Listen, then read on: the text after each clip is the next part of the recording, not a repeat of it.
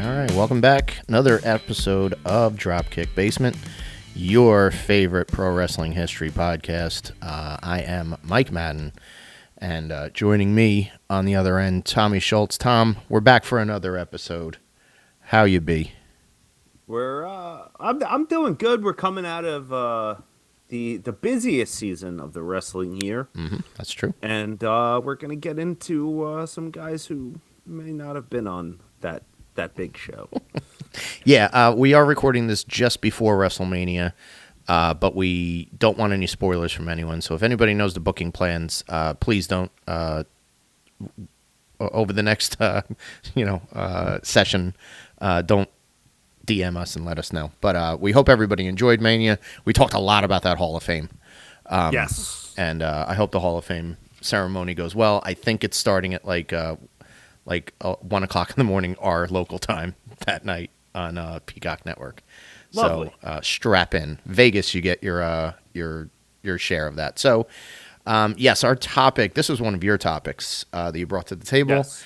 We are talking the Mount Rushmore of wrestlers who never went to the WWF or WWE. And this is always kind of like something that people think about, talking about, and they're usually like stuck in the, well, everybody went there eventually, or, the guys that didn't go were so far in the past that, they're not worth talking about. But we have scrounged our own lists of guys who never appeared, and we're going to talk about it. And we're going to, debate back and forth and have a good time with it. So if you feel confident, I would like to hear your Mount Rushmore first. I do feel confident, and I kind of want to lay like the ground rules that we kind of set going into it, which was like you had to have as a rule, you had to have some sort of at least major run within the United States. And like so essentially we're disqualifying guys who had strictly runs in Japan or Mexico. Or Puerto Rico. Yep. And also when it comes to people who were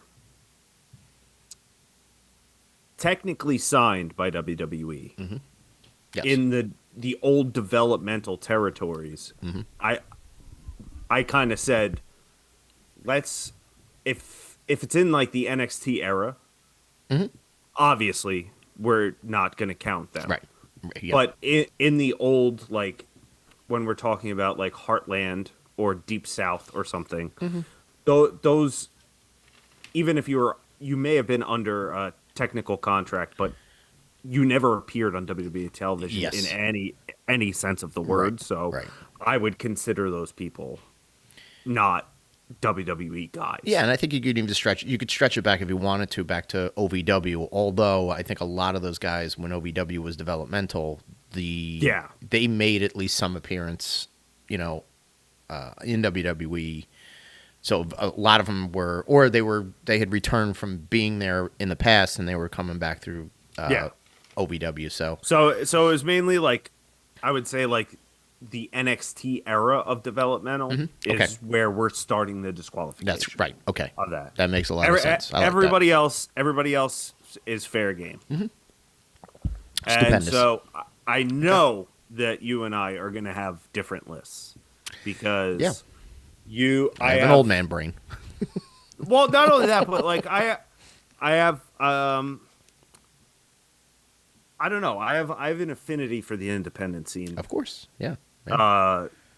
Especially as of now, and so I think you already know. I'm going to go from number 4 to number 1. I'm going to lead up. And so my number 4 pick, I think you could probably predict it. It's a guy that I've been talking about a lot lately because he recently retired. Yep. And that would be the notorious 187 Homicide. Okay. All right. I would say on the Mount Rushmore of independent wrestling, without a doubt. He made when we did the episode with Matt of the Mount Rushmore of underrated wrestlers, I believe he was in the discussion. I know that. I don't know if he made the final Mount Rushmore, but I don't think so. But think he was. I think he was one that you did talk about, and justifiably so. especially growing up in the Northeast. I mean, whether it be Jersey All Pro Wrestling, Combat Zone Wrestling, going to TNA, Ring of Honor. eventually Ring of Honor, Yeah. like Ring of Honor world champion multiple times. Yeah. Classic feuds with Steve Corino, Colt Cabana. Just, I would say, a staple of the Northeast independent scene. And it kind of boggles my mind that at some, I know that, and I will say the one knock on Homicide is he is not good on the mic. But you could put him. You could have been with a manager. He could. You could put him with a manager. You could put him even in a tag. Like he was in the tag with what's his name, Hernandez. Yep. And Hernandez wasn't much of a talker either. But they eventually paired them with Conan, didn't they? They were with Conan. They were with yeah. They had the LAX faction. I think Hector Guerrero was part of it too. So you had other people doing like the promo work. But you put a mouthpiece, or you put a big guy with him, and he's like the little shit talker. Like you could have had him. So he could have been like the Enzo Amore in a NXT faction, but he could actually work. Yeah, yeah. Like, and very good. His feuds with Teddy Hart on the independent scene were like legendary. Say what you will about Teddy Hart, he's a piece of shit. But fucking Homicide to me is like a guy that I just can't believe never got a chance. He's very interesting, and he was very I think I don't want to say it was a knock on him, but I think a lot of probably the reason why he didn't get to go there was his size more than anything else. But at this point, there are so many guys. Listen, if he was 20 years younger, he'd get the look and he'd be there. Like he would be a guy on their show, and he would make a lot of sense. It was just, again, he was just a little early for his style. Yeah, despite the fact that might have been ahead of his time. Despite the fact that he was, a big star on the independents and a draw and a go-to guy when it came to like if you needed a heel in a program to do again dastardly shit, like he was your go-to. Like he could grapple, he could fly, he can certainly brawl. So you're right. Like we talked about him on the underrated for that specific reason, was that he was so versatile, and the fact that he never got a chance to go up there that's fascinating to me. So that's a very good kickoff. Yeah, and he's just like a personal favorite of mine too. Yeah. So it's like, all right. So number 3, we're gonna have this is gonna be a double-headed head on Mount Rushmore. All right. We're gonna have a dual head of a tag team. You could even maybe put a third head in there. The Midnight Express. Really? Okay. All right. I like that. You can put a third head in, but you can't, and I'll tell you why. I know why you're gonna say you can't. Stan was there as a commentator. He was there as a commentator, but Bobby was also a trainer for them. He was on the payroll. I don't count. Didn't appear on TV. I don't count that either. Yeah. But Stan Lane never actually wrestled. He was a commentator. True. Right. So if you're, and also not as part of the entity of the Midnight Express. Yeah. That is the Midnight Express. Harking back to our last episode, travesty that they're not in the Hall of Fame. I know. Yeah. One of the best tag teams of all time. It's my favorite tag team of all time. Yeah. And if just by himself, I could have put Bobby Eaton on this list, because Bobby Eaton is, when you're talking about underrated, Bobby Eaton is maybe the most underrated wrestler of all time. Yeah. Yeah. He gets himself graduated from the underrated because he was so good as a tag team wrestler. Yeah. And they were a main event everywhere they went for a good like 3 or 4 year stretch. And when I say main event, they're going on last at major shows in Mid-South, in Texas, in Crockett Promotions. So yeah, I mean, I've heard stories that when Crockett was running A and B shows, the Midnight and Rock and Roll were headlining one show, Flair and somebody else would be headlining another show. Yeah. And Midnight and Rock and Roll are outdrawing them. Right. Depending on where it was, you were going to get a better crowd for Ricky and Robert against Bobby and Dennis. And Dennis Condrey is another guy, just to step in here. Dennis Condrey, as good as Bobby Eaton was as a tag team guy, Dennis and even Stan belong in that category because they were both like, when they were separated, they were always the best when they were together, right? So Eaton, Condrey, Eaton, Lane, they were great. But if you took Dennis Condrey and you had him in when he was in Memphis and he teamed with Phil Hickerson, he was great. When he teamed with, he was a teammate of Dr. D. David Schultz at one point, and they were a really great like working Memphis team. My grandpa. And and Stan Lane was with Steve Kern in the Fabulous Ones. So yeah, I mean, Midnight Express. You're never going to get an argument from me about accolades for the Midnight Express. Definitely a great one. Okay, so number 2 is the most contemporary. Homicide just retired, but Homicide's been wrestling for 30 plus years. So okay, he put in his time, which that makes it even crazier that he never even got a sniff. Yeah. Number 2, I would argue, is the best wrestler of the last decade, and that's Kenny Omega.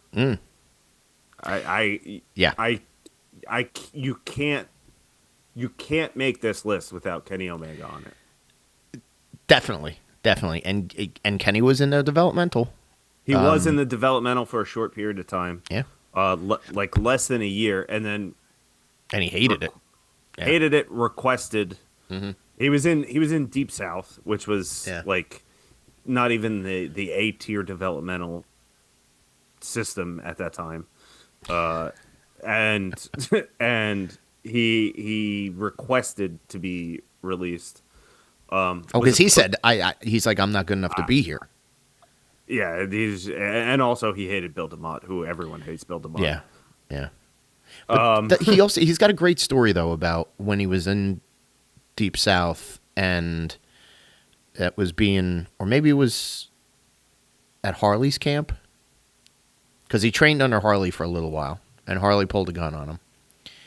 But he also tells a story about Laurinaitis coming in and Laurinaitis because they were going to. Because Harley had a connection with Pro Wrestling Noah, and they were like, "Hey, we're gonna like scout guys, and you get to go to Pro Wrestling Noah if you show us what you can do." And he was like, "That I wanted to do that more than I wanted to make the main roster was go wrestle in Japan." So that that goes to show that Kenny had his head in the stars when it came to that, and he probably wouldn't have fit.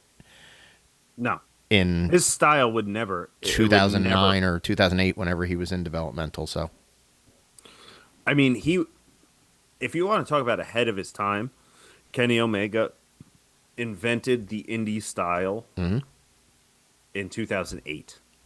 Yeah. That we're seeing today. Yeah.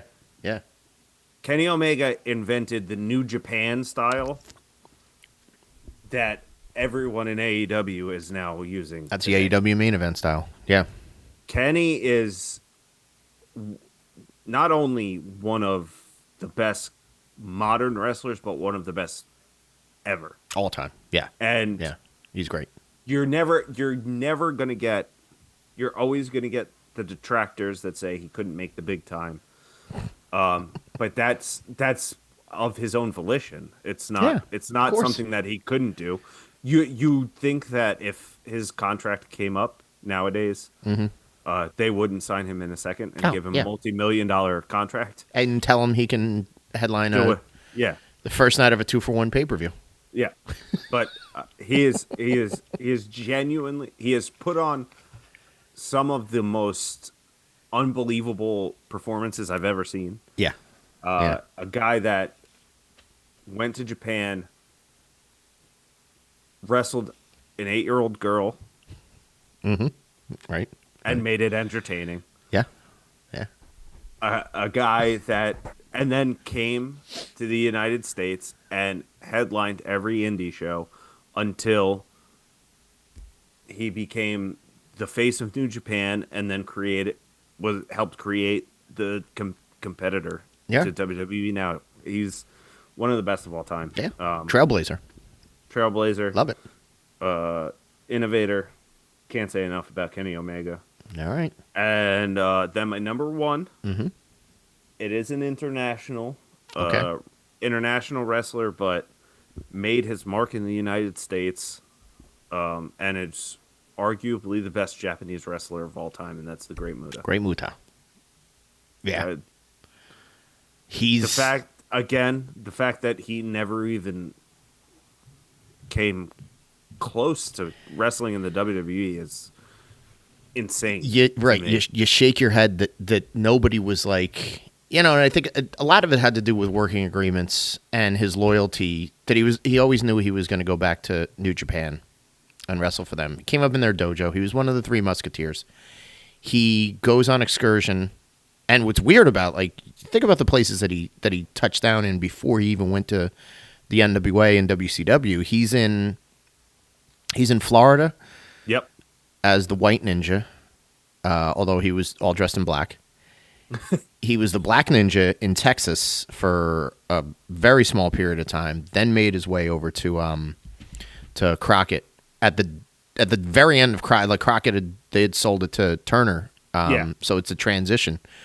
And he's with Gary Hart, the incredible Gary Hart, and he had that push of a lifetime. Oh, fucking great, that push of a lifetime.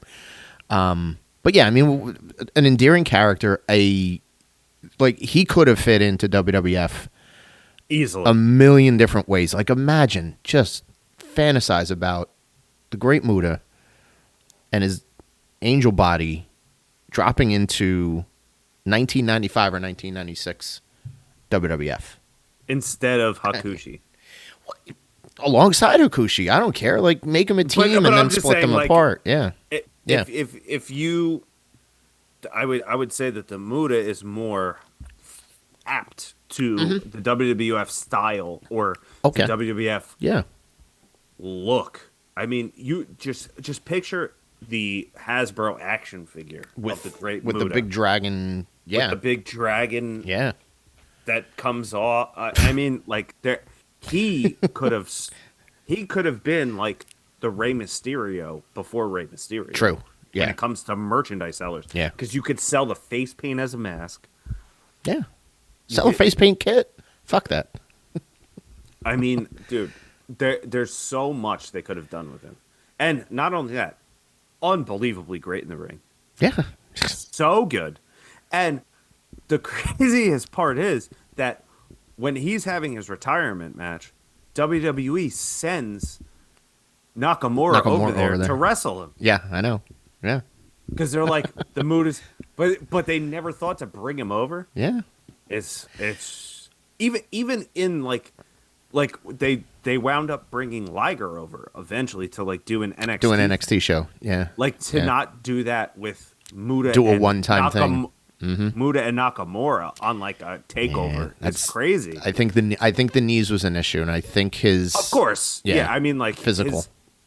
But you could have worked around it. Of course. Yeah. Wow. Just even to make an appearance or something, like just do something. Yeah. Or like when they bought out WCW, he was still making semi-regular appearances with them. True. He, like That's up right. until 2001, Like, you could have worked out Yeah. a deal to have him come in and do a match. Yeah, no, he's it's an easy layup, and they couldn't make it happen for And one the reason fact or another. that he never got Kenny and the Midnight Express, they had like some There was some interest. ties, Yeah, of course. and interest. Yeah, yeah. But the fact that that Muda, I mean, one of the biggest draws in Japanese history, Yeah. never even got a look Yeah. when some other guys did. Yeah. They kept getting look over and over again. Jeez, how many times you bring back Jimmy Wang Yang? But it's Yoshitatsu. yeah, seriously. Yeah. God damn it. That's a good list. All right, so that's a good Rushmore. I will tell you that the Great Muta was on my Rushmore. Okay. Beautiful Bobby Eaton by himself was on my Rushmore. Okay. Those are my 1 and 2. I feel Okay. very strongly about Bobby Eaton being one of the greatest wrestlers of all time, and he would have been awesome in WWF because he was a flyer. He could brawl, got physical, couldn't talk to fucking save his life. No. But goddamn, Bobby Eaton was fucking great. Bobby Eaton's one of the best. And we already talked enough about Muta, so I'm gonna give you my 3 and my 4. So who was your 1? My 1 of 1 is Bobby Eaton. Okay. He's the And first Muda was face, 2. and Muta's my 2. Yeah. Okay. My 3 is the Young Bucks. So I've got a tag team on there. They were on my honorable mentions. And they're a great example of two guys who were like, they had their time. I guess they had their time doing like tryout matches, and they, of course, they did like a couple of like, extra work.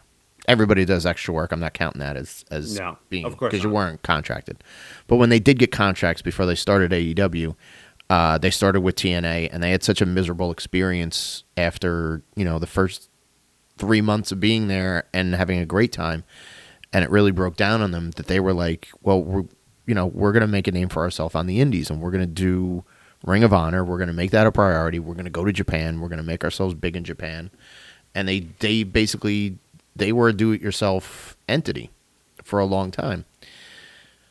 And when NXT like blew everybody's minds in 2014 and 2015, like there's a layup to like say, all right, Bucks, whatever deal you've got with Ring of Honor or New Japan, we'll wait until that expires, but get ready to sign the contracts because you're coming and you're going to be in NXT for 6 months, and you'll be the SmackDown Tag Team Champions and probably get buried the second that Vince catches eyes on you. But I think they were smart. I think they've been smart about protecting their characters and protecting their brand and not giving that over to be either all right, now we, all this merchandise we can sell on our own and all this cool gear and all this like really like leaps and bounds over what anybody else was doing with merchandise and wrestling. They would have had to give all that up to probably have their name changed to something fucking stupid when they went to developmental. Just like they did in Jeremy and Max Buck or whatever they were called in TNA. So the idea of them being smart and being savvy enough to say, no, we're going to stick it out, and then we're going to create the biggest independent show in the last 30 years of pro wrestling, and then sky's the limit. We can start our own company, and we're going to stick with it and not be swayed. All the credit in the world goes to Bucks. So the Bucks are on my Mount Rushmore of people who never went to the WWE. I would agree with that. And my other one, now this is a guy who had a chance to go in 85 or 86. I think it was 85. And there were a lot of rumors that he was going to be the opponent for Hogan at WrestleMania 2. But it never came to fruition. He stuck around in the NWA and had a good run, turned babyface in late 86, early 87. Stopped wrestling for a little while. I'm talking Nikita Koloff. Yep. is on my Mount Rushmore of guys who never went. Because if he had gone, one of two things would have happened. He would have had a program with Hogan, and they really would have done the America versus Russia thing.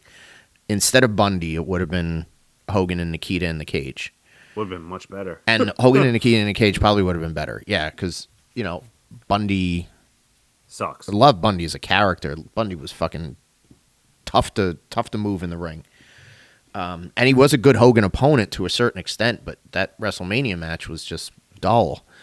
And a blue cage is never a good look. So Nikita would have been more interesting. Now, what I'm saying, though, is it probably would have been short-lived. Because you're not going to put the title on Nikita at a WrestleMania. You're not going to put the title on Nikita at all. Could he have been your Intercontinental Champion or a Tag Team Champion? Probably. Like that's probably a good spot for him. But he had just come out of like that breakout as a Tag Team Champion in Crockett with Uncle Ivan, and he had his chance to be the United States Champion, or the USA Champion as he kept calling it. And he broke out in that series with Magnum TA in the summer of '86, then eventually turned babyface and teamed with Dusty, and was a key guy. Like he was a television champion and challenged for the tag team titles a bunch. And then when he came back, like he had a feud with Sting. Like so, he was always a really good upper card guy, main event level guy for WCW in the early '90s.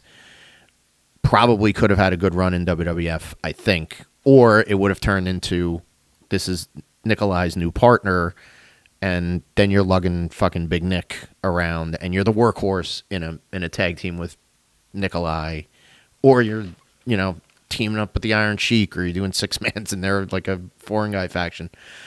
So it might not have been great, but I still think like character wise, like as this. Almost like a Russian cyborg is how he was presented in Jim Crockett. Would have been perfect for WWF. They would have made millions of dollars with him. 100%. Yeah, like it would have been a short-lived run for sure, because that was kind of the mold. It was feed Hogan somebody, and it could go 6 months, and then once you lose to Hogan, it's kind of tough to come out of it. Yeah. Or again, you rebuild yourself in the undercard. Unless you go through the undercard. Yeah. But he was on my honorable mentions for sure. So that's my four. I've got Bobby Eaton, beautiful Bobby. I've got Muda. I've got the Bucks, and I've got Nikita Koloff in the 1 through 4 spot there. Let's talk a little bit about the honorable mentions while we're on the topic. You said Nikita was on and the Bucks were on your honorable mentions. Both on my honorable mentions. Mm-hmm. I mean, there's a ton. There's like you can go through the independent scene, and most of them have come and gone. Yeah. In the WWE, there were two that I thought kind of were innovators in their own right in the early 2000s that never got their chance. Mm-hmm. One being the Amazing Red. I thought that like Red, he had that huge breakout in TNA, and I think that like injuries kind of hampered him. Yeah.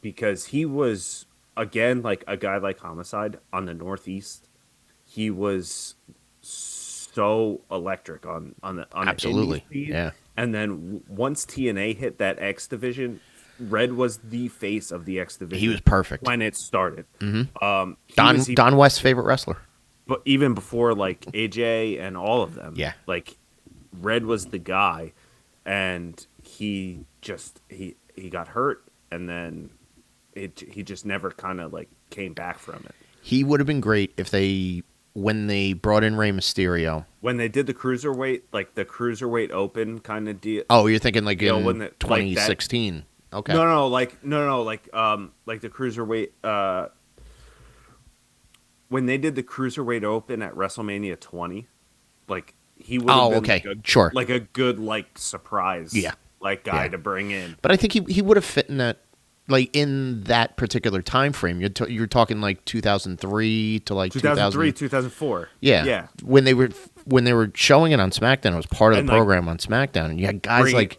when they were bringing in Ultimo Dragon right. and Juventud and Yeah. Psychosis and stuff like that. Yeah. He would have been a great guy to slide in. a great underdog. And again, he's a guy that gets a lot of recognition now, because I think it's obvious that there's a lot of people in both major companies and all over the indies that are like, I learned a lot of the moves, or I stole a lot of the moves from, it's a variation on Red, and people are talking about it, and it's like, yeah, like he stopped swallowing. Code Red is Stop swallowing people's name like that. Just Yeah. say, I learned this from him, or I learned this from Petey Williams, because I know he's a producer over there. But like, just say their name. Fucking, the code. you're the allowed code to do Red, it now. The Code Red is essentially the Canadian Destroyer, and everyone credits Petey Williams with the Yeah. Canadian Destroyer, but the Code Red, Amazing Red started doing that in 2000. Yeah, So like, it's a shorter drop. That's really the only. Yeah, it's like instead of a pile driver, he Yeah. hooks you with like the sunset flip. But Right. it's essentially the same thing. Yeah. But like he innovated that move. The Code Red. He was doing the Star Twister press. He was like he was way ahead of his time. And again, it's a guy that because of his size probably never got the look, because even for small guys, he's small, And he's not a promo. He's not a. he can't cut a promo. He's He's not not really a a body character. Yeah, that's. Yeah. If It's just a guy that can do cool shit. Yeah. But there's a lot of guys that are like that now that are getting their looks. Yeah, And it's just, he's like Homicide, a guy that's ahead of his time. True. All right. He's a good one to throw in there. Kicking it back, there were two like older. Nick Bockwinkel is a name that we brought up last episode. Yes. In the Hall of Fame episode, Nick Bockwinkel, I don't think ever had a run in WWF. So he didn't, but I do think, and again, as a traveling champion, and when they had agreements with some, there might have been some crossover. Bockwinkel did appear on television in WWF though, because he was brought in as a road agent in '87, and he was a commentator. So he did color commentary at Madison Square Garden a couple times with it was him, Heenan, and Monsoon, and it was basically like Bockwinkel and Heenan just like clowning on Gorilla the whole time. It's pretty entertaining shit. And I think he did some stuff with who's the other guy that they had like a lead announcer over there, like Craig DeGeorge or Sean Mooney, somebody like that. Like I think he did like a couple Coliseum home videos. Then got fired and released as a road agent. But he did also. I have seen him wrestle in person. He's part of that legendary Legends Battle Royal that I talk about. Oh, okay. So he did have his technically he had his match in WWF in '87 at the Meadowlands in the Legends Battle Royal. It's available on YouTube. I will talk about that in a future episode. But no, I think in addition to that, I think Bockwinkel did have a maybe some crossover. Maybe wrestle Bob. I'd have to look that up and see if that was actually the case or if I'm misremembering it. But no, he's worth mentioning, and like he probably would have been a great guy in the 70s and early 80s to come in and challenge Bob for the title, and maybe like an Intercontinental title run would have been sweet for him.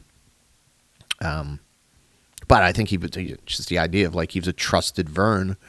He was a Vern guy, so Vern wasn't gonna screw the pooch on that. And he also had a great relationship with Paul Bosch in Houston, where they weren't working with WWF. They were working with, if they were crossing over with anybody, it was maybe the NWA a little bit. But yeah, no, Bockwinkel's tremendous. I still recommend Bockwinkel shit. But it's good that he's on your list. It's a good And name. I had two more honorable mentions. Mm-hmm. One, Magnum TA, Yeah. and I think that's mainly due to his career being cut short because Mm-hmm. I feel like eventually he would have He would have gotten made there. it there. Well, that's the other thing. He was a Dusty guy. Yeah, but I even Dusty Even left. Dusty left. Yeah, so Yeah, that's true. Yeah. I think Magnum's that interesting. eventually he probably would have went had it not been that his career got cut short. But Yeah. He would have been fun. and again, he's another guy where it's like he had such a it was like it was a short run really. It wasn't a Yeah. long thing, but he was at he had a very high ceiling, Mm-hmm. and he was eventually gonna be the guy there. Yeah. Yeah. It unfortunately because of his Yeah. The accident, auto accident. Yeah. he never got there. Yeah. And the final one, this is another contemporary pick, and unfortunately we'll never get to see this. But it's I think the best independent tag team of all time, and that's the Briscoes. The Briscoes. God, the Briscoes should have been there. Whether they Had it- fucked it up or, and I think the Had it not been for whatever stupid tweet Jay sent out, like well, technically that Years ago. wasn't it. Technically, they did have tryouts, and they just were called cosmetically unpleasing, which is basically but I think had that not happened, Yeah. they would have eventually gotten it in NXT. they would have had the NXT, They- just like they the would've- Bucks. They would have had the They, NXT they run. would have brought them into NXT, Yeah. and even the Briscoes never gotten a proper AEW run either. True. For the same reason. Yeah, yeah. Tony was trigger shy with them. He from what I've heard, he was told by Warner executives that they weren't, and specific. Well, you saw the day after Jay died, Mark was on TV, so Yeah, right. that was Yeah. kind of. Well, that's And he's been there since, but a shame. It's just you know. yeah, it's a shame because they were the best tag team of they're you the know, best the independent modern tag era. team. The best in. I would put them over. I would put in. So it's hard. It's hard to say that the Young Bucks have had a bigger impact on wrestling than the Briscoes, but I think the Briscoes are They're a better tag team Yeah. than the Bucks. Yeah. I would say the Briscoes are a top 5 tag team of all time. Yeah, you can make that argument, and I think there will be a lot of hands up saying, "Yep, I agree with that." They were the. I didn't want to put 2 tag teams on my Mount Rushmore because I didn't want to have A Mount 9 Six heads. more. So they were interchangeable with Homicide at that 4 spot Okay, all for right. me. Yeah. They were like that next tier. Yeah, yeah, that makes a lot of sense. That's an excellent set of honorable mentions. I'll run through. I actually had Kenny Omega in my honorable mentions. I had Maggie May, I call him, Magnum TA in the honorable mentions.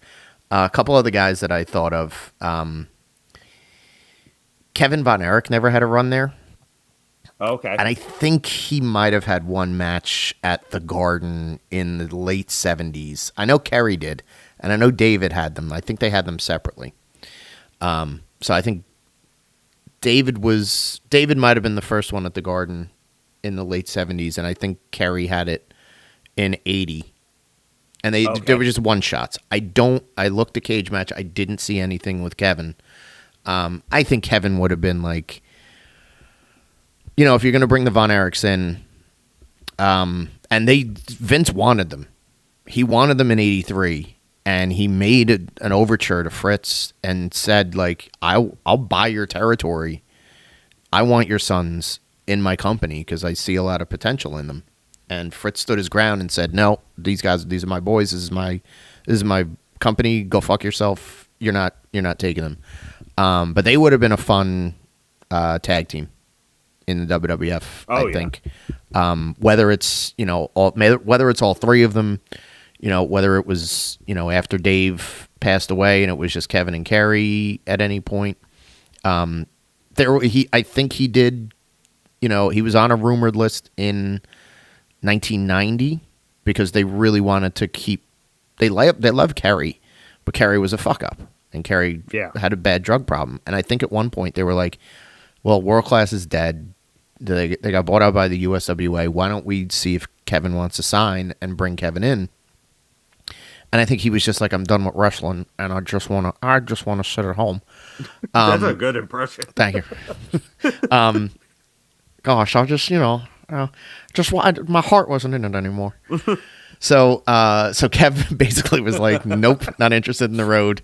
But he would have at any point. He probably would have been a good addition to the WWE roster, WWF roster, I should say. I'm going to blow your mind with this next one because you're never going to see this one coming. Honorable mention. Picture, you will, Scott Flash Norton in the WWF.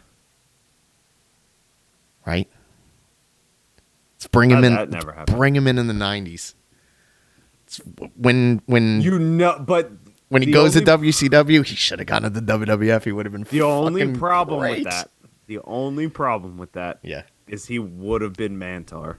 He would have been Mantar, or they would have put him back in the lumberjack Scott Norton gimmick that he had in the AWA, and he would have been, or you would flapjack Scott Norton. That's what he would have been. Yeah, he would have been like a moving guy. He would have owned a moving company. He would have feuded with Dumpster Drosy or teamed with him. It's Flash Norton's moving company. Fuck Scott Norton. He can move anything by himself. He would have been Vince. I still don't understand. Scott the Mover Norton. I see it right now. I can't understand. Maybe it's because he was so loyal to New Japan that he never got a look over there. But Jesus Christ, Scott Norton would have been a wet dream for Vince. Man, Scott Norton. No that's neck. A guy, just fucking break shit out. Yeah, shit.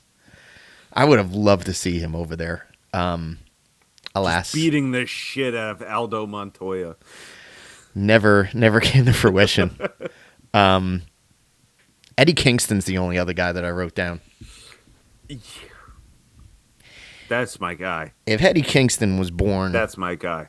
10 years ago, Eddie Kingston would have made it at some point, and he probably would have been a huge star because although he's like, he's unpredictable, but he's so believable in anything that he does and everything that he carries out. And again, he's the type of guy, he can make you love him or hate him, but you believe every step of the way. He's one of the best. And he will, like you're saying about Homicide, like he'll go down. People will talk about Eddie Kingston like long after he's Homicide. dead. Like they talk about Homicide, like they talk about Red. Like these are guys that, and I'm dying to see Eddie Kingston back on AEW TV, and I hope it's this summer. I pray. I miss my boy. I pray to God that even if it's for a fucking day, they let him get one world title run. Yeah. If there is anyone in the world that deserves to be a world heavyweight champion, it's Eddie Kingston. Damn it. That guy has fucking done everything. Yeah. Yeah. And like when you go back right before he got signed to AEW, that was in the pandemic era of wrestling. He was quitting. He was literally selling his boots to pay his rent because he didn't have a way to make a living. Yeah. And he gets signed to AEW and fucking resurrects his career. Eddie Kingston, I'll go down as saying my favorite professional wrestling feud of all time is Eddie Kingston versus Chris Hero. Their indie run from 2004 to 2008 is my favorite pro wrestling feud of all time. Yeah. That's a great one. And I think the only reason is like he, even on the independents, I don't think he got the due that he should have. And so maybe that's why I didn't look at him in that light, but you're 100% right. I think a lot of people slept on him, and I think the idea of, like I said, if he was 10 years younger, 100%. Yeah, oh yeah.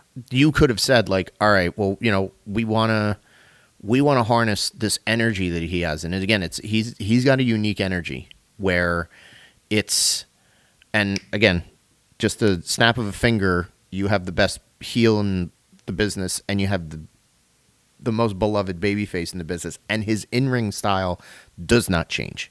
He is like, he's a likable heel in that sense that, like, you know, he can go note for note on a promo with anybody, but you can also, again, he can brawl. He's got a love for Japanese wrestling. He's got there are some unique moves in his arsenal that you're like, how the fuck is this guy pulling off these exploder suplexes and even like when he gets dropped on his head, he looks like, Jesus Christ, this guy, like, you know, he fell so weird, and because he's got a different body, because he takes bumps so uniquely. And I think that's one thing that you're missing.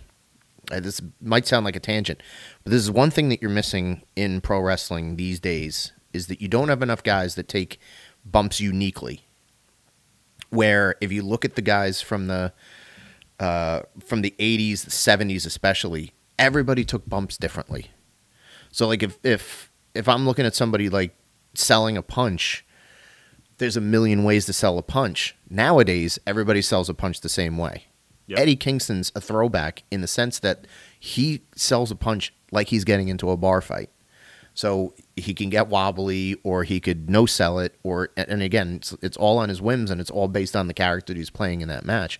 So therefore, it becomes like you gravitate towards it. You're fascinated by what he's doing.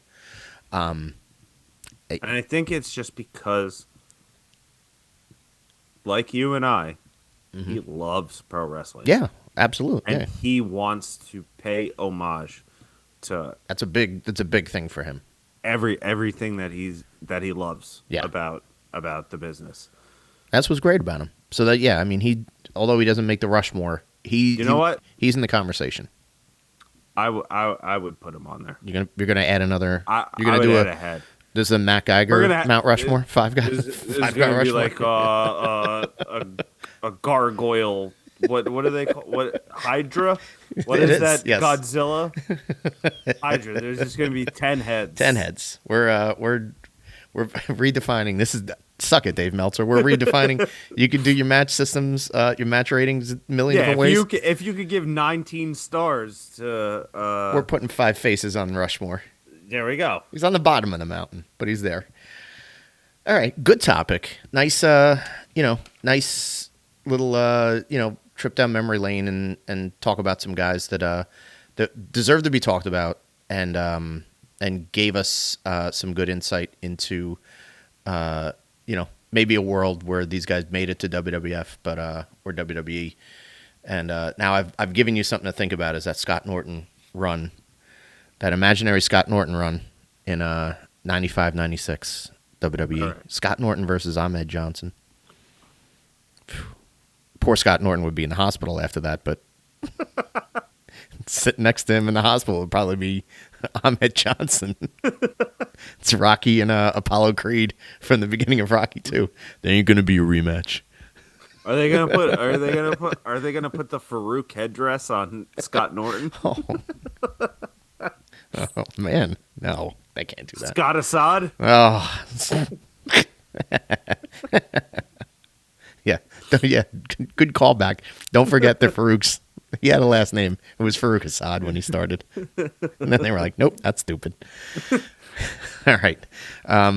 Let's get out of here. Let's bail out while we can. It's a good episode. Thanks again for listening.